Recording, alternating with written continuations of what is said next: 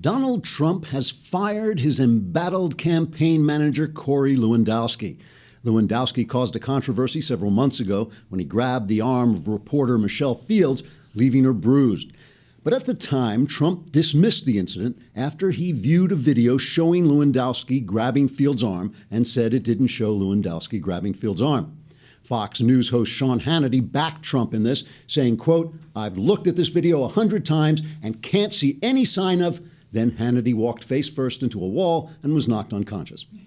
Sources close to the campaign said Trump's daughter Ivanka pushed her father to get rid of Lewandowski after Lewandowski planted disparaging stories in the press about her husband, Jared Kushner, suggesting Kushner had married into the Trump family of his own free will. Nonetheless, the sources said Lewandowski's parting was amicable and that he was informed that he had been terminated during a friendly running gun battle with security guards, after which he was dragged by his heels from the building, leaving scratch marks on the marble floor. He then received a free Trump steak from the Sharper Image as a parting gift. In a series of interviews with the hosts of every show on Fox News, Trump said that tensions had been mounting in the campaign because of Lewandowski's behavior. It was one thing when Corey roughed up a female reporter. That was all right, Trump said. But it was another thing when he ripped the still beating heart out of a female staffer with his blood-drenched teeth. That was okay too, but when my poll numbers started to drop, I'd had enough.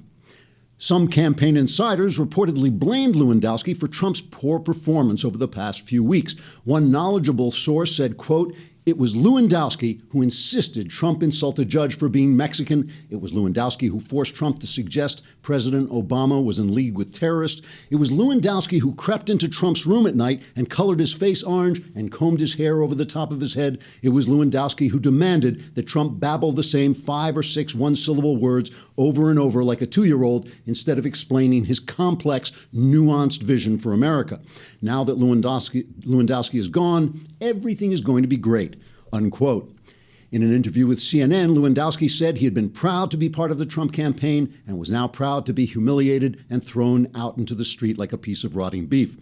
"We accomplished a lot of important things during my tenure with the campaign," Lewandowski said. "Together, we proved beyond a shadow of a doubt that the people of this great land are ready to rise up and follow any idiot who talks a lot of nonsense in a loud, angry voice." In the wake of Lewandowski's firing, insiders have closed ranks in order to determine how to rid the Trump campaign of its largest problem, but so far Trump himself has refused to leave. Trigger warning, I'm Andrew Klavan, and this is The Andrew Klavan Show. Yeah, so long, Corey. We loved you. Did he punch like a female staffer on the way out? You know, it's like just leaving. Pow! All right. You know, all is happening as I foretold, as Instapundit would say. I mean, yesterday, well, first we should stop for just a minute and remind you that tomorrow, right, is Mailbag Day. Yay, Mailbag Day. Subscribe. You cannot get in unless you subscribe. If you don't subscribe, I can't answer your questions. If I don't answer your questions, God only knows what's going to happen to you. I mean, like if you walk around with these questions unanswered, anything could go wrong. But if you subscribe, you get a month free, and then it's like $7.99 a month thereafter, and we will answer your questions until even your mother doesn't recognize you. All right.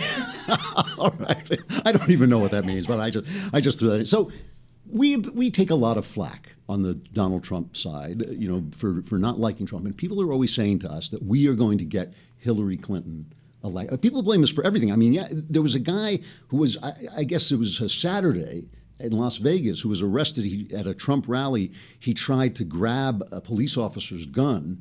And he said, I came here to kill Trump, and I was ready to be killed by the police. And when he was foiled, he returned to being Speaker of the House. It was very disappointing.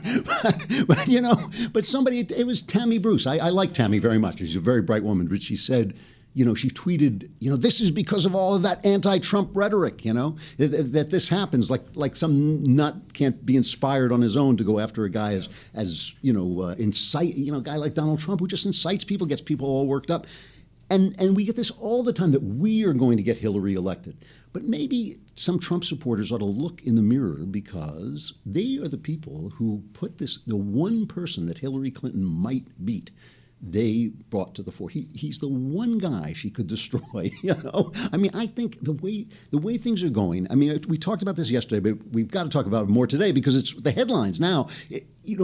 The Obama administration is unraveling, but not just the Obama administration. The Obama narrative is unraveling. Everything that he is selling and that Hillary is selling is coming apart at the seams. Today's headlines should have been about this insane redacted report that came out of the Orlando shooter, but instead it's about this. So what we're going to do, we're going to look at the Lewandowski thing and then just take a look at what it obscured, take a look at what did not get reported at all. I don't think the New York Times reported it at all. Of course, that's kind of their brief at this point, to not report things. But Lewandowski just this chaos in the Trump campaign kind of overtook the news.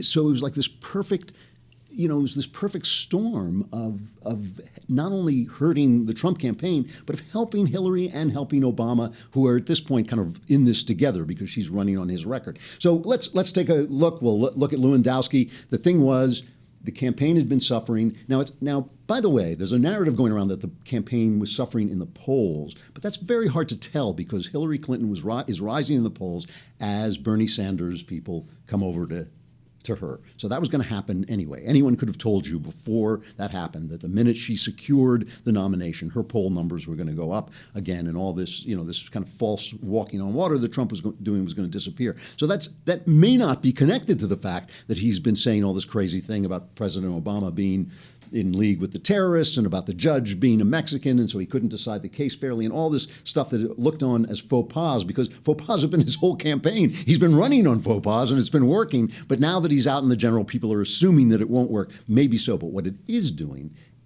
definitely doing, is it's scaring away the donors. And he has been.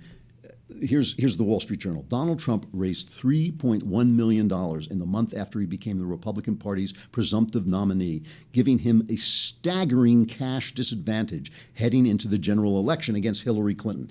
After largely self-financing the primary election, Mr. Trump said last month that he would begin actively soliciting money for the general election. He appointed a national finance chairman and finalized joint fundraising vehicle with the Republican National Committee, but his haul that month suggests his campaign was unable to turn his clinching of the party's nomination into any fundraising boost. Mrs. Clinton, meanwhile, raised $27 million last month. She has raised $240 million over the course of the cycle to Mr. Trump's $17 million. Let me repeat that. $240 million for Hillary, $17 million for Trump, and he's loaned himself $45.7 million. So, that's just numbers, but it all translates into ads, into attack ads, into getting her message out, into buying reporters, which obviously they come kind of cheap, so she doesn't need much money for that. But, it's all message. All that money is message. And so here's Hillary Clinton bringing her message of how we need to get money out of campaigns while she's going to be spending so much more. So he's getting no donations.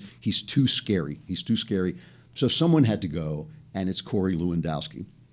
And Charles Krauthammer had a great line last night. He said, it's just like in a baseball team when they're losing, they fire the manager. But we all know it's the players, So Lewandowski goes out with some class. So play Lewandowski #1 as he's talking on CNN, talking about, he's going out with putting a good face on it. From your perspective, what happened? Why were you fired? I don't know. I don't know the answer to that, but what I know is what we've been able to achieve in this election cycle has been historic. We had a candidate who in June of last year announced he was going to run for president with no elective office experience in a field of 16 other people in the race plus him, who's gone on to do something historic, which was get almost 14 million votes and fundamentally change the way people look at politics. And I'm proud to have been a small part of that. And, running as the outsider of this campaign, which he has done, running against the corrupt Washington, D.C. establishment and political correctness has been something I've been proud to be a part of. Things change as the campaign evolves, and a general election campaign against a very well-funded, giant organization like the Clinton campaign is very different than running against those smaller primary state elections, even when it was a big day. So the inside story is apparently that Trump's kids got together and said that he was inciting him to all these crazy things, that he was, what he was really good at was the big events. But in the end, it's a ground game. It's always a ground game, and you got to be out there with the people, where they are. And And apparently Ivanka specifically was angry that some stories about her husband had gotten into the press that weren't very, I was joking when I said that he had married into the Trump family of his own free will. I mean, how could you say that about him? What a terrible thing to say about anybody. So Lewandowski goes on, but the fact is Lewandowski was escorted out of the building by security. So this is the second Corey cut. But I would not look back. I have no regrets. It's such a privilege and an honor to have been a very small part of this, to learn and experience what he's been able to achieve and the electoral success that he has had. It's been truly amazing. Were you surprised? Were you blindsided? Yeah, I don't know if it's so much of that. I mean, there's been a lot of conjecture in the media lately about what's going on well and what isn't going on well in the campaign.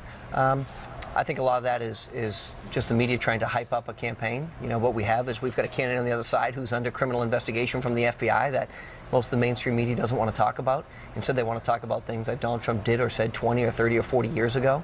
And even when he gives a great policy speech, and he's probably the best speaker that our country's ever seen as a presidential candidate, he doesn't get credit for those things. I want to get into some of the specifics about how the campaign was run and where you are right now. But before that, were you escorted out of the building by security today? It doesn't work like that. I mean, obviously there are protocols in place that when someone is no longer an employee, they just make sure there's no escorting out. And look, I've had the privilege of working with these people for 19 months. They're friends of mine. But there's a protocol in place, and everyone follows the same protocol regardless of who that is. And I think that's the right thing. I love it. I mean, there's putting a good face on it. I love that Trump is the best speaker, presidential. Maybe Lincoln, and no, Trump. It was, Lincoln used all those big words, like nation. It's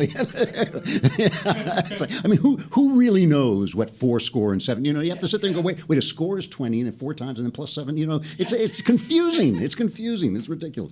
So Trump does the same thing. He went on O'Reilly and gave his version of this. He's a good man. We've had great success. I got more primary votes than anybody in the history of the Republican Party by a tremendous amount, not by a little bit. I think Corey's terrific. I watched him before. He was terrific toward me. Said I was a talented person, and he's a talented person. He's a good guy. He's a friend of mine. But I think it's time now for a different kind of a campaign. We ran a small, beautiful, well-unified campaign. It worked very well in the primaries. I think I'm probably going to do some of that. I want to keep it a little bit very much in control. As an example, I have 73 people. Hillary Clinton has like almost 900 people, and we're in the same position. So, there's something nice about that. I got criticized for that. I said, wait a minute, I've spent much less money than her, and the results so far is the same. I should be credited for that. But with Corey, I'm really proud of him. He did a great job, but we're going to go a little bit of a different route. All right. So it's a different from style. This point forward. It's a different style, and you're bringing in a little some different style. Okay. Yeah. All right. A little different style. I love the Fox News. This is like all the Fox News protocol now is we put words in his mouth. Why don't they just have him just sit there and move his mouth and let the host kind of tell him what he's saying? It's going to be a different style. Yeah, a different style. That's what I was going to say. So they're putting now. My favorite response to all this, I have to say, was Michelle Fields, because remember, Michelle Fields gets grabbed, she gets slandered, she really was treated badly, and every time I mention this, like a left-wing meme, you know how the left wing sticks with their narrative even after it's disproved, even after it's completely exploded. They keep saying the Trump people are just like that. They are just like that. So they keep sticking with this thing that the video didn't show him grabbing her arm. It only showed him grabbing her arm. It's like but not grabbing her arm. It was more like just grabbing her arm. It's like this so I keep getting these tweets of like how foolish it is for me to keep saying. Michelle Fields was the only honest person in the whole thing. The only person who actually said what she had to say. Megyn Kelly asked her how she felt about it. Here's her response. Perfect. He obviously grabbed you, even though he denied it. But then you filed a charge because they sort of baited you into doing it, saying if it happened, why don't you file a charge? So you did. The prosecution decided not to pursue it. And then he said he really felt vindicated. Do you feel vindicated today? I do. I do feel vindicated. I think that when you're a bad person, you do bad things, eventually there are consequences. And I feel like with Corey, he finally, there's finally consequences for what he did. He defamed me, he lied, and he really shook my life. I lost my job. There were also lots of threats. So I'm happy to see that there is some justice. I love it. It reminds me of the last scene of this Sunday's Game of Thrones, but if you haven't seen it yet, I won't give it away. But that's what it was. She was very gratified to bring some justice. You know, perfectly honest, it was almost shocking in a way to hear somebody just say the honest thing. Yeah, he grabbed me and screw him. You know? He's done. So now Trump is in this position. You know, Trump, there is this movement to try and dump him. Yeah, at the convention. And it's being done in a subterranean way. We saw yesterday, we saw Paul Ryan saying, you know, I have no say over this, but if the delegates should want to vote their conscience, you know, if they should want to rise up, it reminds you of Julius Caesar. You know, if they should happen to want to stab him to death in the Senate, you know, that's like nothing, you know, it's not on me, you know, it's like, and the reason for that, obviously, is because they don't want it to seem like here come the elites, here comes the establishment. This is an anti-establishment year. They don't want to seem like they want to seem it to come from below. The people are out there, and you can bet behind the scenes, like a duck's feet underwater. You know, the duck looks like he's still, but the feet are paddling underwater. You can bet behind the scenes they're making this deal, and Trump knows it. And Trump is saying, you know, Trump feels abandoned. Well, here he is saying, this is the second Trump cut, saying that the Republican Party isn't supporting it. I need support from the Republicans. I mean, in some ways, I get more support from the Democrats than I do the Republicans.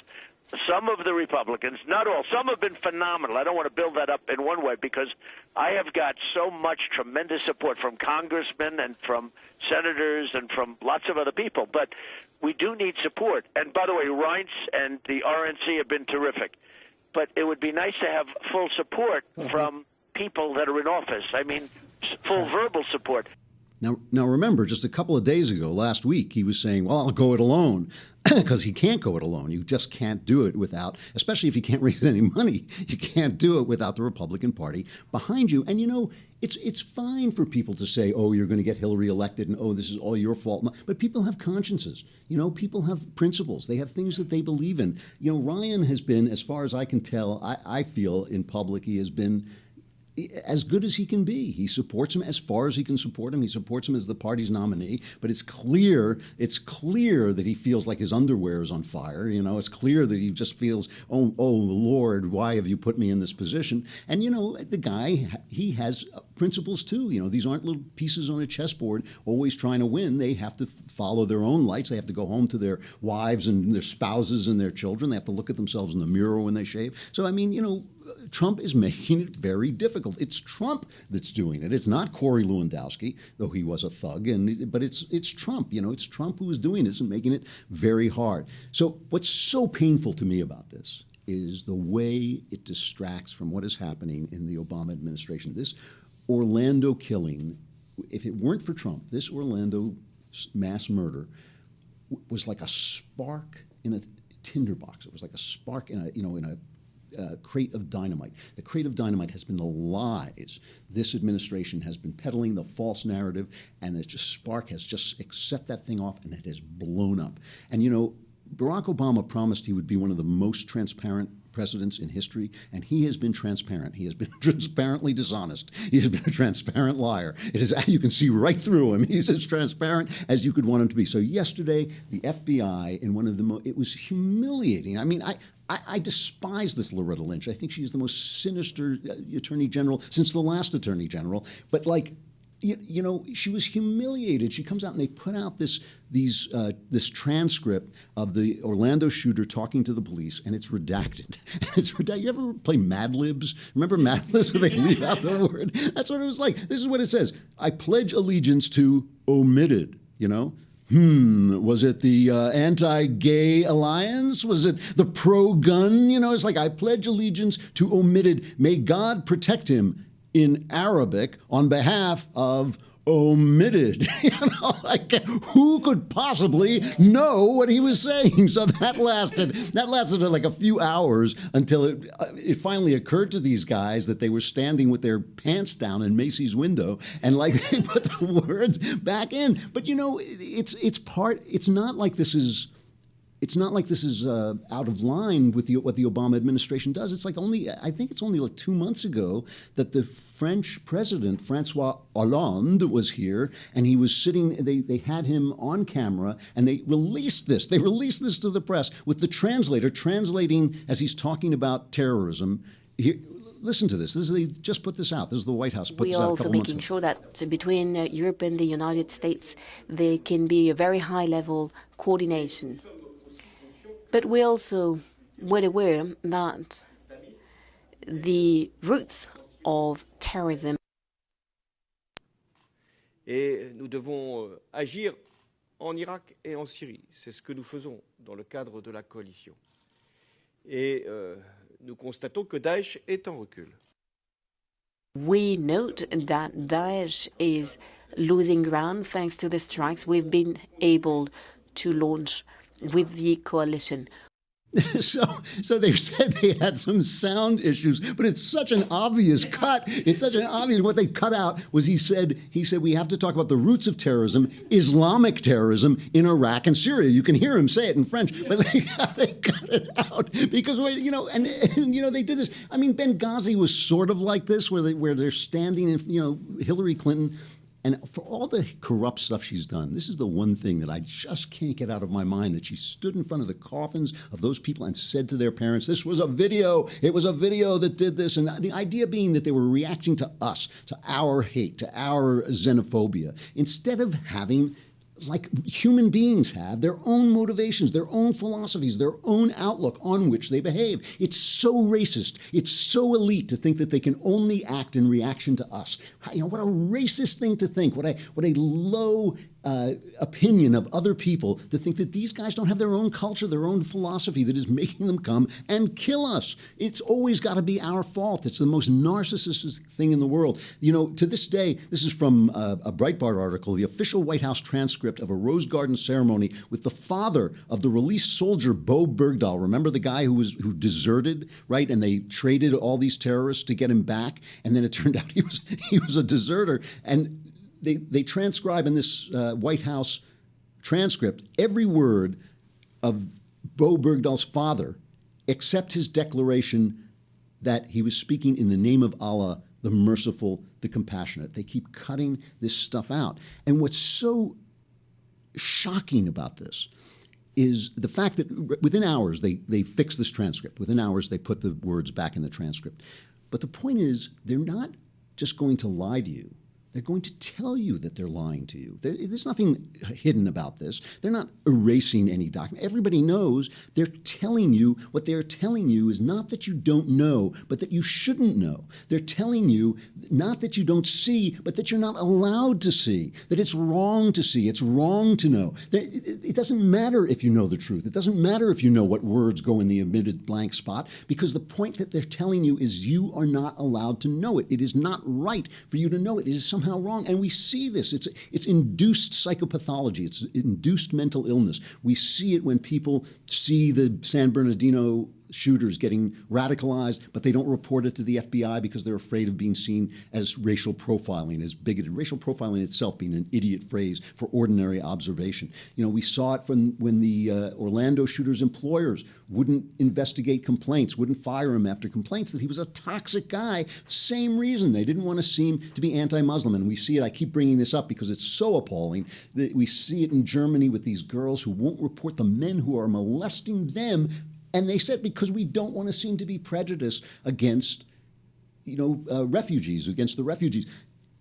It's not that you're not supposed to, it's not that you don't know, it's that you're not supposed to say that you know. They are telling you, political correctness is the idea that it is virtuous to lie because your lie will somehow transform the world.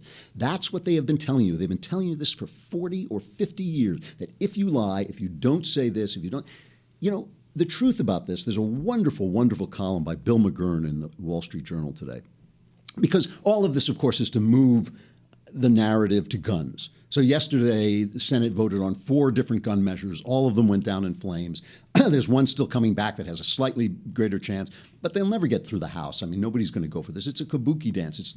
It's simply to make you think that this is the narrative. And so now the left gets to shake its fists. How, after people were killed by guns, we were talking backstage before we came on that really, there should be a waiting period before a gun acquires a Muslim. Like every gun who comes in and says, I'd like to have an Islamic terrorist, please. Well, you have to do a background check. Who used you last? Oh, I was used by the mob last. Well, I'm not sure we want to pass you on to Islamic terrorism. But they're trying to change the narrative to guns, and now that the Senate voted it down. The only point about this, they knew the Senate was going to vote these measures down. The only point about it was so they can say, oh, those rotten Republicans, it's all their fault.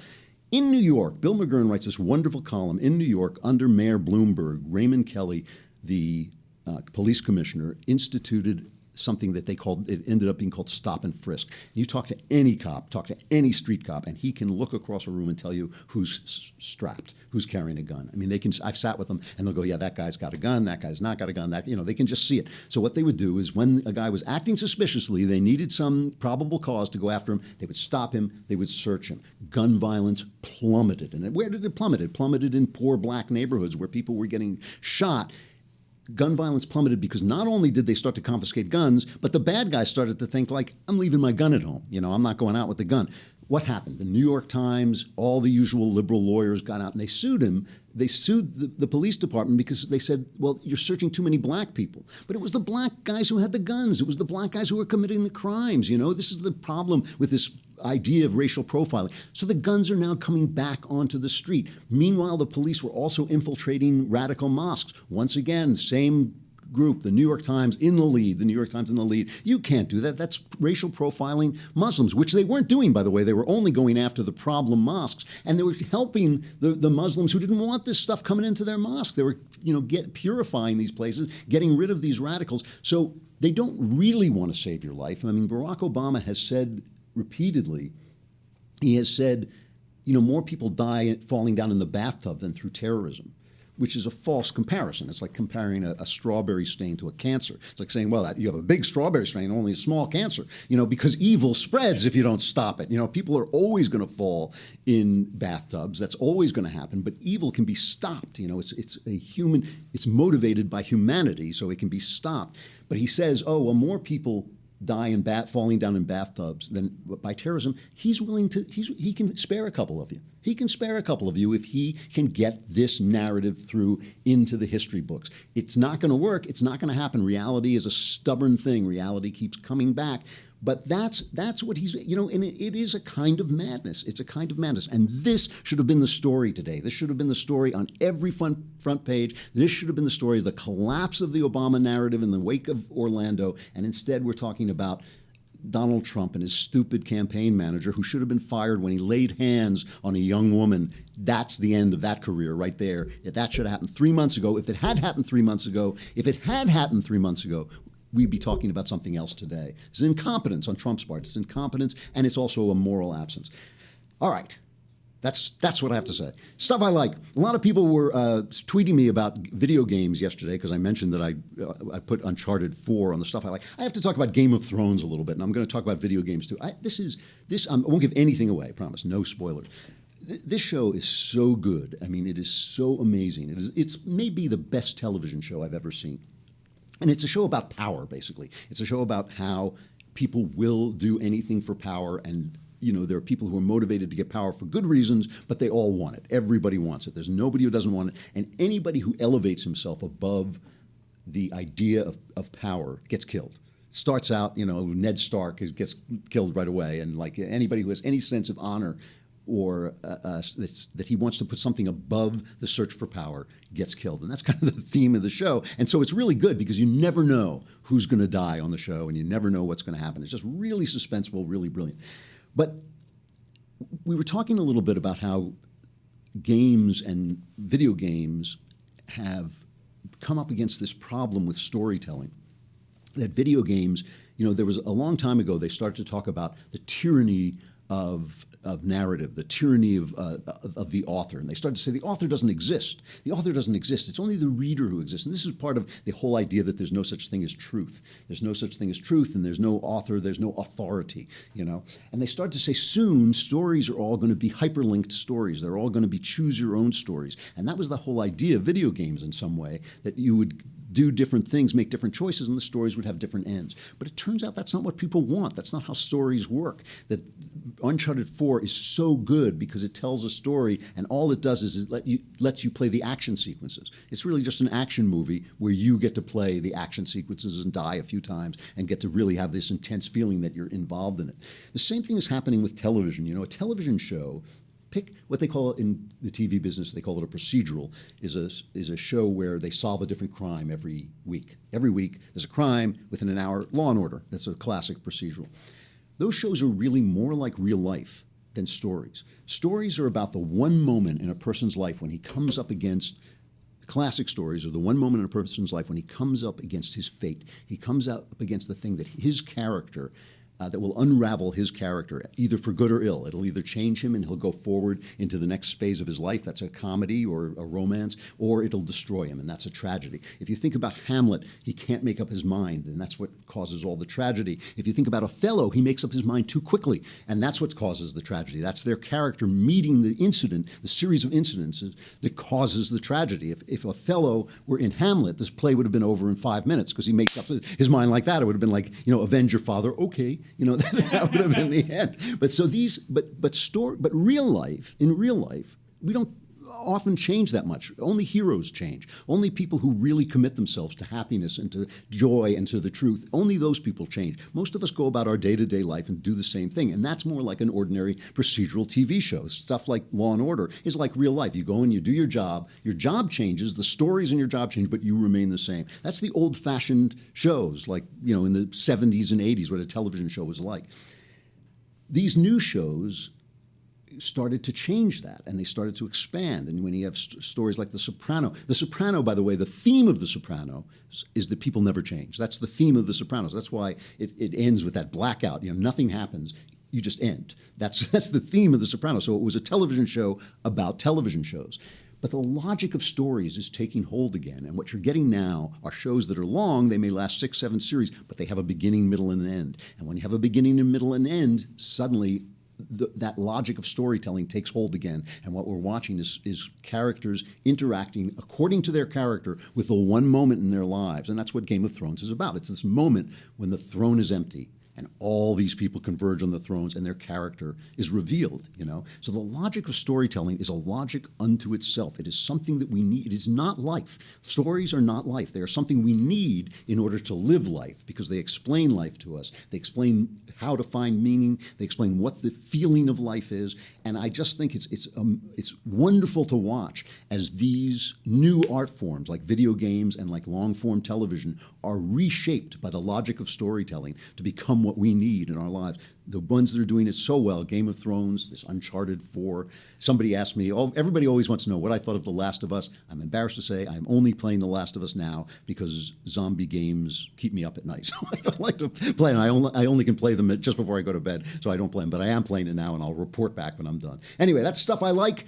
More to come. The mailbag. The mailbag is coming tomorrow. Get your questions in now. Video questions. Are we equipped for video questions? Excellent. Send video questions. We'll be there. I'm Andrew Klavan. This is The Andrew Klavan Show. We will see you then.